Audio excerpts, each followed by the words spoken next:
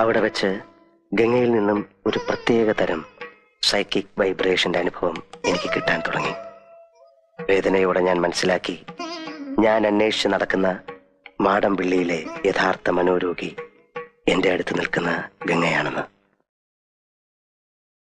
ഗംഗയിൽ എന്തുകൊണ്ട്, എവിടെ വെച്ച്, എങ്ങനെ ഈ രോഗം ഉടലെടുത്തു?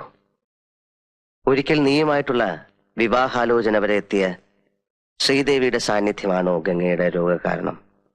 അതറിയാനാണ് അന്ന് ഞാൻ ശ്രീദേവിയും കൂട്ടി അമ്പലത്തിൽ പോകാൻ പറഞ്ഞത്. പക്ഷെ ഗംഗയ്ക്ക് അതൊരു പ്രശ്നമേ അല്ലെന്ന് എനിക്ക് വളരെ വ്യക്തമായി. പഴങ്കഥയിലെ നാഗവല്ലിയുടെ ഒരു കാര്യം പറഞ്ഞ് ഗംഗയെ പ്രകോപിപ്പിക്കാൻ ഞാൻ ശ്രമിച്ചു. നാഗവല്ലിയുടെ ചിലങ്കയെ ചൊല്ലി എന്തൊക്കെയോ പറഞ്ഞ് ഞാൻ ഗംഗയോട് എതിർത്തു. ഗംഗ പ്രതികരിച്ചു. അതിശക്തമായി, അസാധാരണമായി. അപൂർവമായ ഒരു മനോരോഗത്തിന്റെ അഗ്നികുണ്ഡങ്ങൾ ഗംഗയുടെ കണ്ണുകളിൽ ജ്വലിക്കുന്നത് ഞാൻ ആദ്യമായി കണ്ടു. ആ